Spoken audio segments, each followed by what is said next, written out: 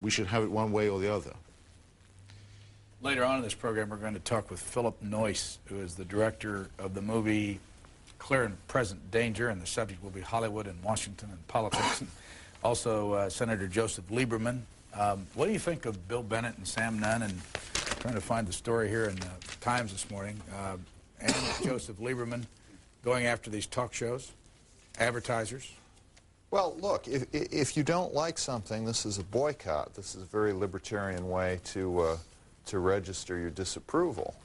Now, it's not entirely so because, of course, Lieberman and Nunn are senators. They're not your average private citizen. But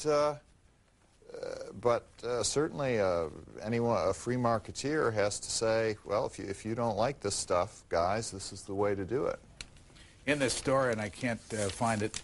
Well, it seems they got the wrong advertiser on the... Well, they took on... Mars bars, right? Yeah, well, they started when they first cut the commercial. Let's see, continuing a crusade they started 6 weeks ago to take the trash out of daytime television talk shows.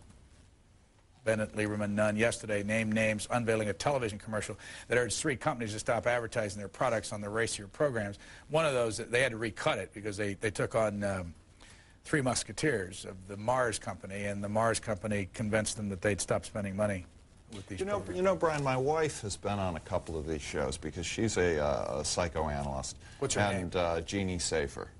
She has a book coming out in February, actually. But she's been on a couple of these shows because they want, you know, the expert to come on at the end and kind of tie everything up. And it is an unsettling experience to be on them because, and of course they all vary. They do vary. There is a spectrum. But especially as you get towards the bottom, there's a kind of schizophrenia to them because on the one hand, they are very judgmental and moralistic about the people that they have on as guests. You know, I slept with my father, all that kind of thing. But they are also being titillating. I mean, they are luridly exposing this stuff for their own enjoyment.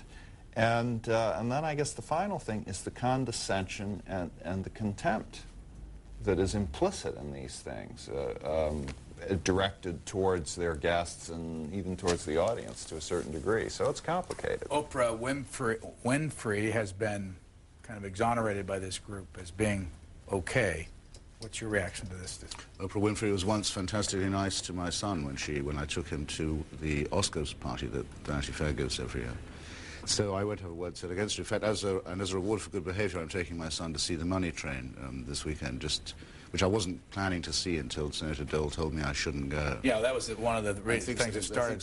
He thinks that the crime on the New York subway is created by motion pictures. I really think he and Mr. Bennett both have far too much time on their hands. So you're going to, how old is your son now? He's 11.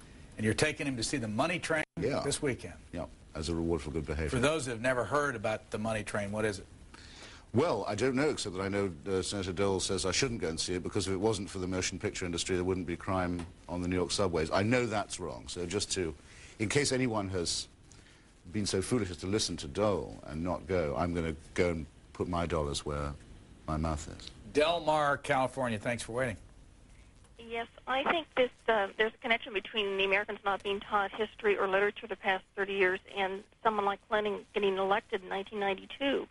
My main concern about him was his history as a young man. He was not anti-war. He actually supported a communist Vietnam. And I was very concerned that he would be a very activist in foreign policy. And he has turned out to be just that.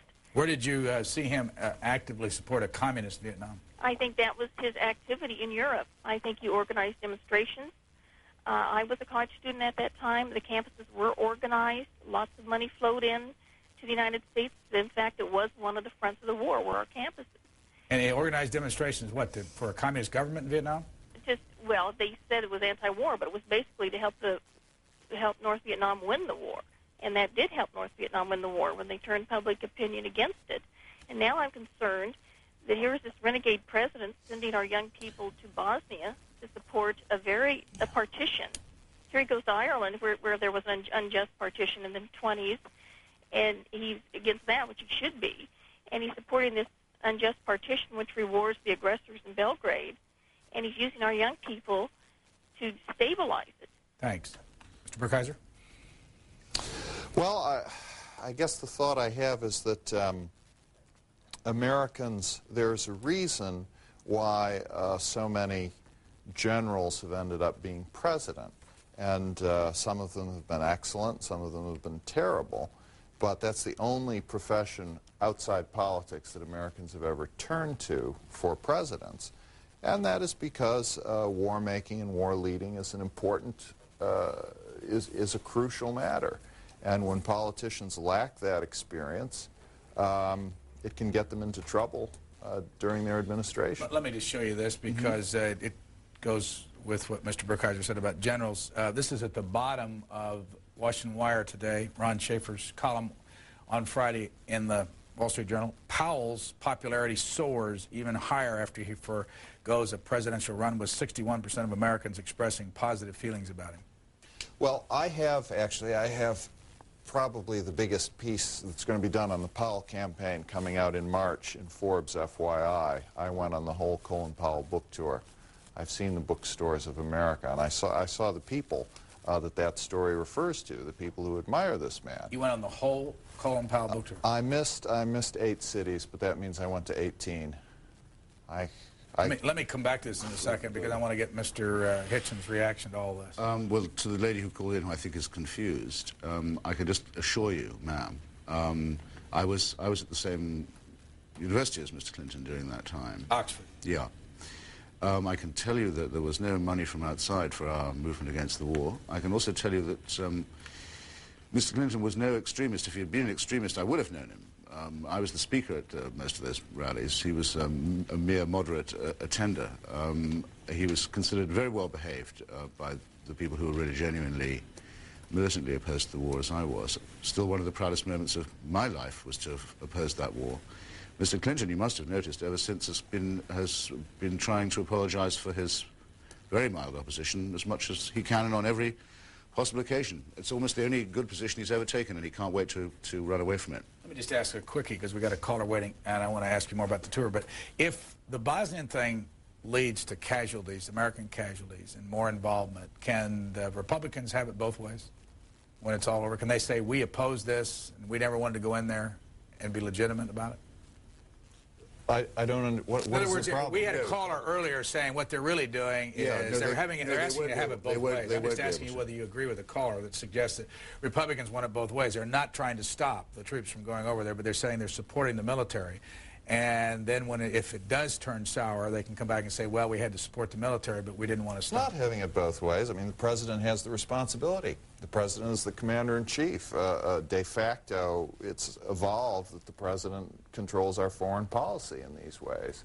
And he would have done this, he had the power, and he would have done this with or without Congress's approval. Brian's question is there positioning going on the other side of the aisle? In other words, are they trying to create an impression that they can say, we told you so, if it doesn't work? I think in a ham-handed way, a rather hesitant way, they are trying to do that. Will it work? I guess that's my question, is it? No, because I think actually the American voters, who are obviously not keen on Bosnia, are not totally indifferent about it either. I think there's a bad conscience.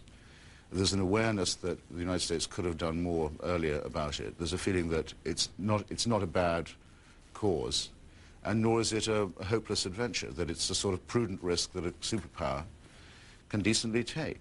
But it's also not the case that all the people who are opposed to this are against doing anything in Bosnia. I mean, National Review has been urging for 2 or 3 years that we do things in Bosnia. We think that this is not the right thing. We hope it works.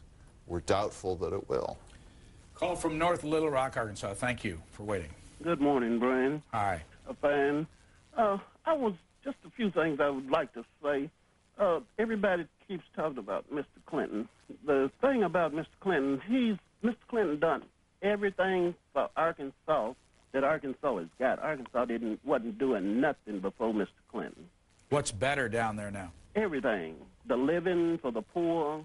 And that's one of the reasons why the Republican bunch don't like Mr. Clinton, because he was out to help the poor, and the blacks especially. If he hadn't had the record of that, he would have been the better president. They would have done everything